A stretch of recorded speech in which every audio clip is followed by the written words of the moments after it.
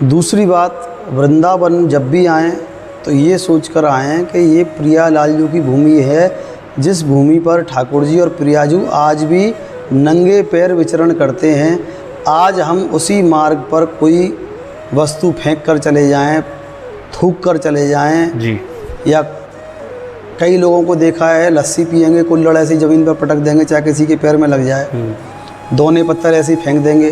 तो ये वृंदावन में जो गंदगी हमारे माध्यम से होती है, इसकी हमें अनुभूति तब होगी जब उस वृंदावन का हमारा जो आश्रय मिला हुआ है वो छूट जाएगा जी। जब तक हम वृंदावन आ रहे हैं हम उसका भाव नहीं समझ पा रहे हैं कि इस भूमि को हमें स्वच्छ रखने में, हम अगर इस भूमि को स्वच्छ रखेंगे, कहते हैं देखो रसिकाचार्यों ने तो ये भी कहा है कि जहाँ जहाँ किशोरी जी चलती हैं, श्याम सुंदर वहाँ वहाँ अपने मुकुट से उनके मार्ग को झाड़ते हुए चलते हैं। तो क्या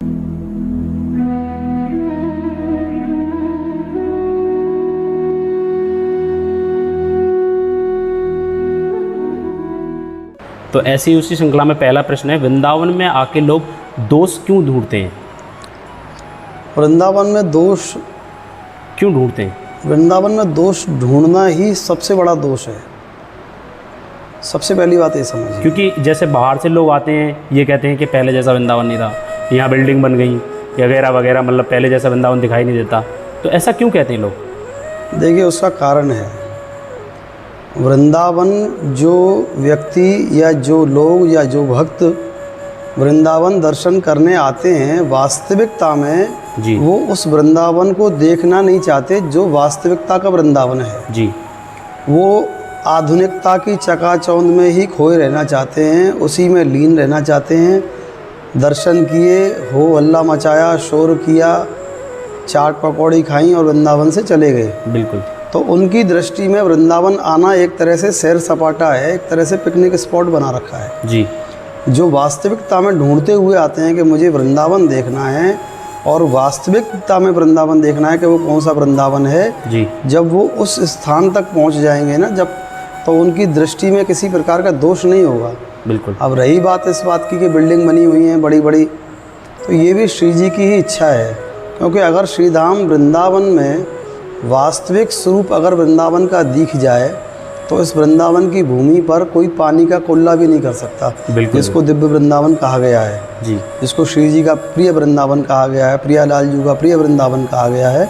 अगर उस वृंदावन के किसी को साक्षात दर्शन हो जाएं, इस भूमि के ऊपर कोई कुल्ला नहीं कर सकता, तो रहने की तो बात ही छोड़ दो जी। इसलिए ये जो आधुनिकता दिखाई देती है, ये आधुनिकता का चश्मा उन्हीं लोगों की आंखों पर लगा होता है जो श्रीधाम वृंदावन मात्र एक बाह्य आवरण को देखने के लिए वृंदावन में आते हैं। वो उस स्थान तक नहीं पहुंच पाते या पहुंचना नहीं चाहते जिसे हम वास्तविकता में आज भी वृंदावन कहते हैं। इसीलिए उनको वृंदावन में दोष दृष्टि दिखाई देती है।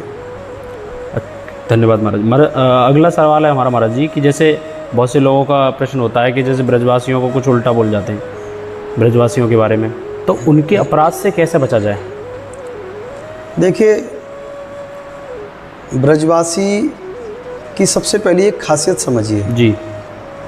जो वास्तविकता में कोई ब्रजवासी होगा उसकी सबसे बड़ी पहचान ये है कि वो चाहे मुंह पे किसी के कुछ भी बोल दे जी, लेकिन वो कभी मन में कपट नहीं रखता है। बिल्कुल, ये ब्रजवासियों की पहचान है। दूसरी बात ये कि ब्रजवासी कभी भी आप देखना, जो वास्तविकता में ब्रजवासी होगा वो भूखा मर जाएगा लेकिन वो किसी के सामने कभी हाथ नहीं फैला सकता, याचना नहीं कर सकता जी। अब लोग अगर उसको उसका एटीट्यूड कहें, अभिमान कहें, तो ये अभिमान नहीं, इसे स्वाभिमान कहते हैं। तो ब्रजवासियों की भाषा बोली खड़ी बोली है। तो ब्रज में तो हिलंत वचना बोलंत गारी, करील वृक्ष जल कूप खारी। जय हो। यहाँ की प्रॉपर्टी यही है। तो जो लोग वृंदावन में आकर ब्रजवासियों में दोष देखते हैं, देखो ब्रजवासी तो इसीलिए तो कहते हैं हम श्री राधे जू के भले अभिमानी, एड़े रहे मोहन रसिया सो बोलत अटपटी बाणी। जब मोहन रसिया से टेढ़ा बोल सकते हैं तो साधारण लोगों की कहाँ तक बिसात है इस बात में। सही बात है, अगर उनसे टेढ़ा बोल जाएं तो।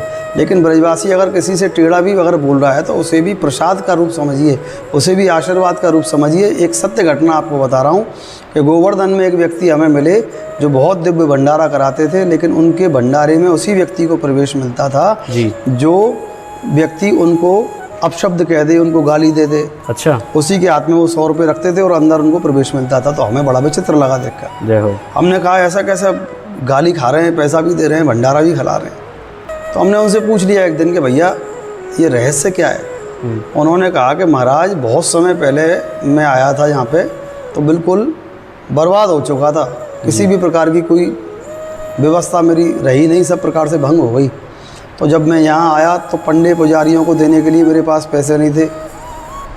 उनने मेरे से कही कि भाई कुछ पैसे वैसे दे जाओ, दक्षिणा दे के जाओ, तीर्थ में आए हो।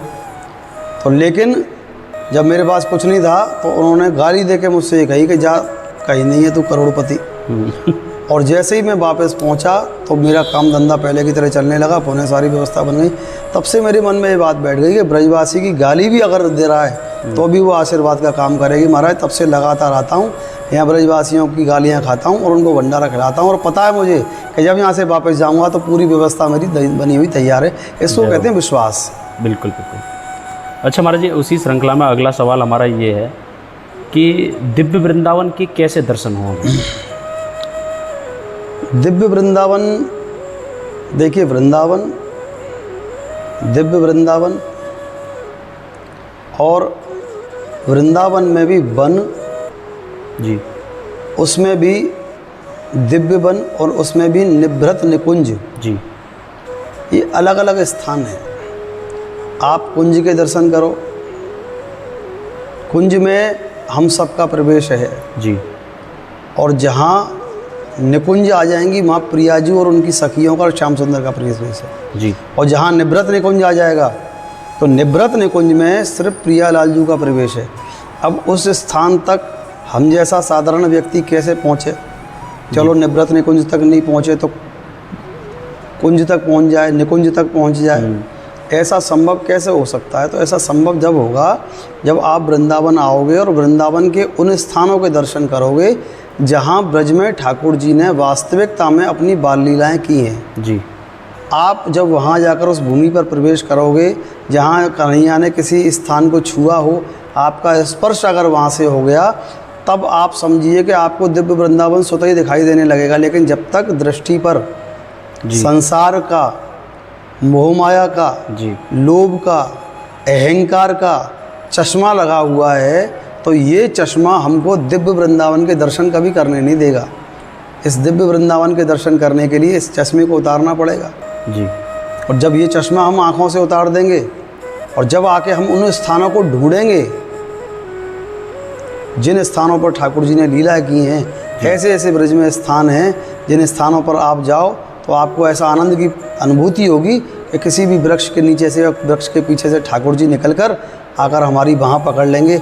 ऐसे ऐसे वृंदावन में स्थान हैं, लेकिन उन स्थानों तक लोग पहुंच नहीं पाते, उन स्थानों के दर्शन नहीं करना चाहते। पुनः वही बात कहूँगा कि वो बस एक आडंबर और बनावटी जो एक स्वरूप है उसमें आते हैं और बस यहाँ पिकनिक मनाने की भावना से आते हैं, तो उनको उस वृंदावन के दर्शन नहीं हो पाते। लेकिन भावना शुद्ध हो, उन स्थानों को ढूंढें। मतलब प्राचीन वृंदावन तक वो पहुँच ही नहीं पाता। अच्छा महाराज जी, अगला प्रश्न हमारा ये है कि जैसे बहुत से लोग आते हैं वृंदावन में, भक्ति करते हैं, झोली माला करते हैं यहाँ पे बैठ के, जैसे केसी घाट चले जाते हैं या तटीय स्थान चले जाते हैं। उनका प्रश्न ये है हमसे कि ऐसा कौन सा स्थान है वृंदावन में जहाँ प्रिया प्रीतम की हमें प्राप्ति हो सके? प्रिया प्रीतम की प्राप्ति वृंदावन में किस स्थान पर हो सकती है जी? तो वृंदावन के वृक्ष को मरम न जाने कोई, जहाँ डार डार और पात पात श्री राधा राधा होए। जय हो। वृंदावन के तो भूमि पर कण कण में, और कण कण में नहीं, कण ही प्रिया प्रीतम लाल हैं, और वृंदावन के पत्ते पत्ते में उनका वास है। बस बात यही है कि उनको ढूंढने की वो हमारे पास भावना हो जी, उन्हें प्राप्त करने की हमारे पास भावना हो। और वृंदावन के कई स्थान ऐसे हैं जहाँ संतों ने तप किया, जहाँ संतों ने भजन किया, आज भी करते हैं। जैसा कि वृंदावन में श्री राधा बावड़ी एक स्थान है जहाँ स्वामी हरदास जी का जन्म हुआ, अधिकांशतः लोगों को नहीं पता होगा जी। आप वहाँ जाके देखिए कितना दिव्य स्थान है कि आज भी वहाँ इतने संत रहते हैं। बावड़ी कुएं के अंदर संत रहते हैं, वहाँ रह के भजन करते हैं, मधुकरी मांग कर खाते हैं। किसी प्रकार का आडंबर या बनावटी स्थान वो दिखाई नहीं देता है। जी। तो ऐसे अनेक वृंदावन में स्थान है जहाँ आप जाओ, वहाँ जब आप भजन करोगे तो वृंदावन की तो भूमि ऐसी है भैया कि यहाँ अगर किसी ने 1 माला का भी जप कर लिया तो वो 1 माला का जप भी 1000 माला का जप का फल प्रदान करने वाला है। वृंदावन की भूमि तो ऐसी है। जरूर जरूर। अच्छा महाराज जी, अगला हमारा लास्ट प्रश्न है आपसे कि बहुत से यहाँ पे कुछ गलतियाँ हो जाती हैं बहुत से भक्तों से, तो उनका एक प्रश्न है कि ब्रज के अपराध से कैसे बचा जाए। ब्रज के अपराध से बचने का सबसे सरल तरीका ये है कि सबसे पहली बात तो भावना शुद्ध करके आएँ। जी। दूसरी बात, वृंदावन जब भी आएँ तो ये सोचकर आएँ कि ये प्रियालाल जी की भूमि है, जिस भूमि पर ठाकुर जी और प्रियाजू आज भी नंगे पैर विचरण करते हैं। आज हम उसी मार्ग पर कोई वस्तु फेंक कर चले जाएं, थूक कर चले जाएं, जी। या कई लोगों को देखा है लस्सी पिएंगे, कुल्हड़ ऐसी ज़मीन पर पटक देंगे चाहे किसी के पैर में लग जाए, दोने पत्थर ऐसे फेंक देंगे।